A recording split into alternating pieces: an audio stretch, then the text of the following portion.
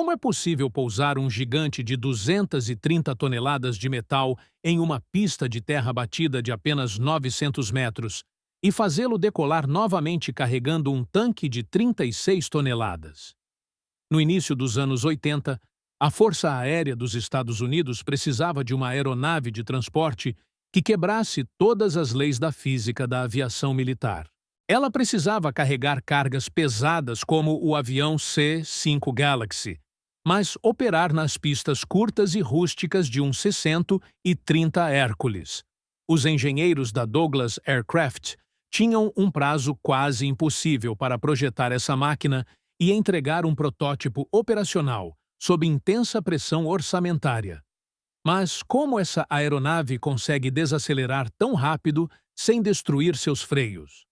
Por que seus motores sopram o ar diretamente nos flaps, em vez de direcioná-lo para trás? Onde a engenharia escondeu os mecanismos para evitar que o solo áspero engula seu trem de pouso? Quando todos esperavam um fracasso retumbante, como esse gigante se tornou a espinha dorsal de todas as missões globais? O C-17 Globemaster III não é o que você pensa. Durante o auge da Guerra Fria, nos anos 70 e 80, os Estados Unidos enfrentavam a constante ameaça da União Soviética na Europa Central. O Pentágono percebeu que se um conflito em grande escala eclodisse, as bases aéreas principais, com pistas longas de asfalto, seriam os primeiros alvos destruídos por mísseis balísticos inimigos. A logística militar americana dependia do velhinho C-130 Hércules para pistas curtas e do gigante C-5 Galaxy para grandes cargas, mas havia um enorme gargalo estratégico entre eles. Mas antes de continuar, me conta nos comentários. Você já teve a oportunidade de ver um C-17 ou outro avião cargueiro gigante voando de perto? Deixa aí embaixo. A Força Aérea emitiu então o programa CX, exigindo uma aeronave com especificações que pareciam absurdamente contraditórias. O novo avião devia carregar mais de 37 toneladas de equipamento pesado, pousar em pistas não pavimentadas de apenas 914 metros, ter um alcance intercontinental de mais de 4.000 quilômetros sem reabastecimento e ainda ser capaz de fazer curvas de 180 graus em pistas estreitas de apenas 27 metros de largura. Sem pressão, né? No centro do C-17 Globemaster III estava o sistema revolucionário de sustentação soprada externamente. Os engenheiros da Douglas perceberam que, para fazer um gigante voar devagar sem estolar, eles precisavam redirecionar o fluxo de exaustão dos 4 motores Turbofan Pratt e Whitney F-117 PW100 diretamente sobre os grandes flaps de fenda dupla estendidos. Isso significava que o ar soprado gerava uma sustentação adicional massiva, permitindo que a aeronave voasse em velocidades de aproximação incrivelmente baixas de apenas 220 km por hora, carregando mais de 70 toneladas de carga. Você pensaria que um avião desse tamanho precisaria de 3 km de pista lisa de concreto para pousar, certo? Mas não é o que você pensa. O resultado foi uma capacidade surpreendente de descida tática em ângulos extremamente íngremes de até 14 graus, 4 vezes mais inclinado que um avião comercial padrão, permitindo pousos em zonas de combate confinadas. Mas havia um problema. Ter motores tão potentes posicionados perto da fuselagem criou um grande problema.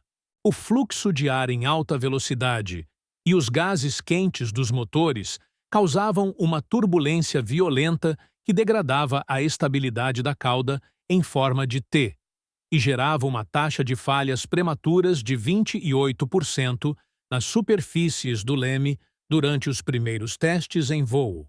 A segunda complicação surgiu no sistema de reversão de empuxo. O engenheiro-chefe do projeto relatou que o sopro de poeira e pedras durante o uso dos reversores em pistas de terra destruía as pás das turbinas por ingestão de detritos.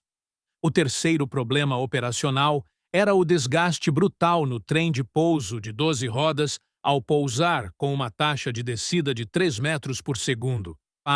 Para resolver a poeira, os engenheiros criaram uma solução improvisada, mas genial. Projetaram os reversores de empuxo para direcionar o ar para cima e para a frente em um ângulo de 45 graus, evitando sugar detritos do solo. Se os reversores soprassem para baixo, o desastre resultante causaria a perda total dos motores em ambientes desérticos. Até essa solução tardia, operar no deserto era virtualmente impossível. Na verdade, foi exatamente assim que a equipe de engenharia salvou o programa do cancelamento iminente na cultura da aviação dos anos 90. Como se descobriu, um dos subsistemas mais fascinantes do C-17 é o seu conjunto de trem de pouso principal articulado.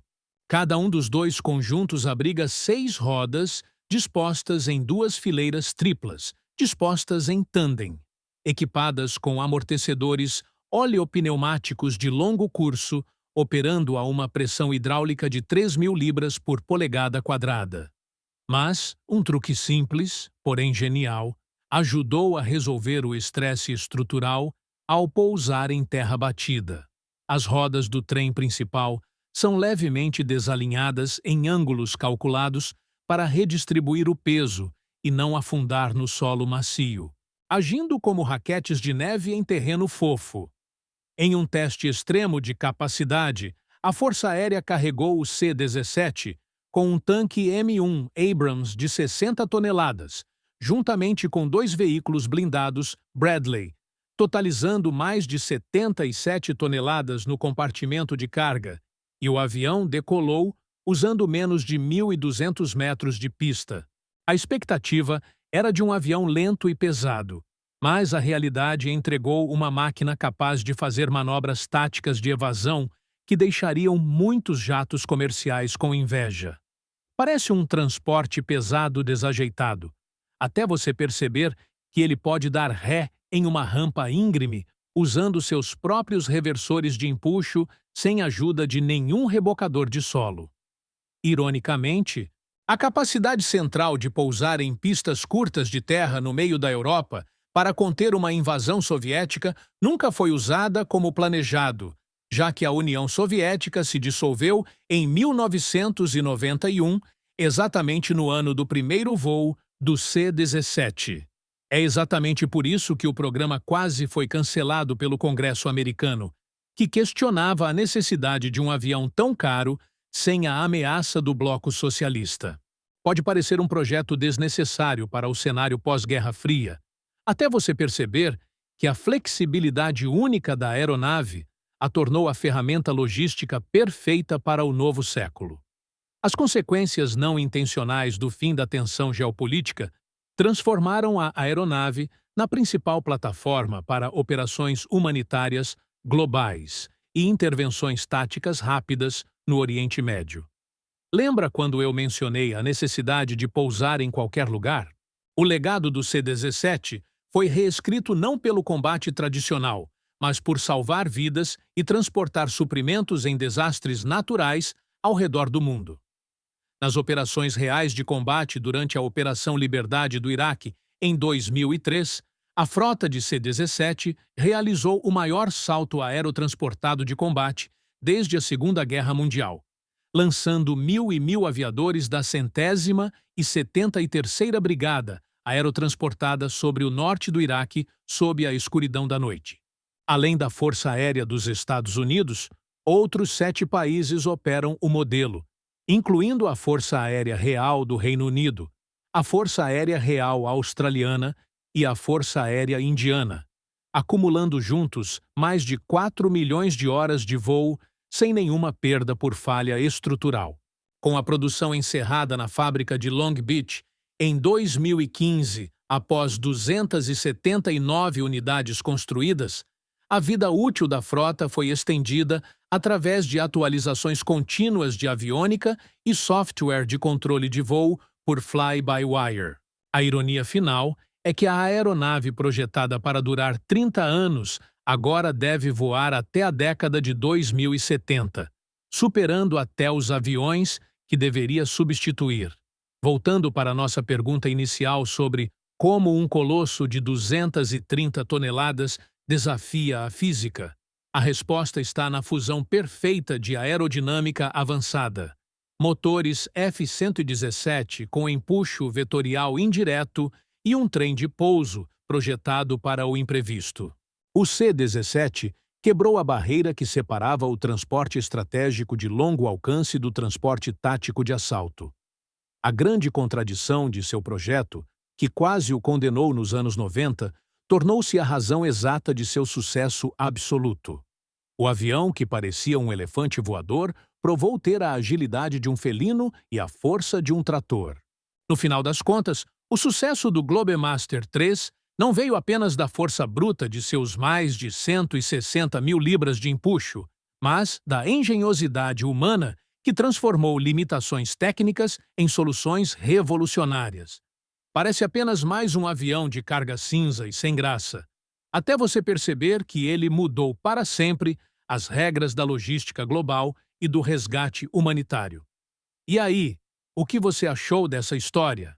Deixa seu like se você não sabia como os reversores de empuxo do C-17 evitam sugar poeira do solo. Se inscreve no canal para mais histórias sobre engenharia da aviação militar. E comenta aí embaixo. Qual outra aeronave lendária você quer ver analisada aqui? Até a próxima!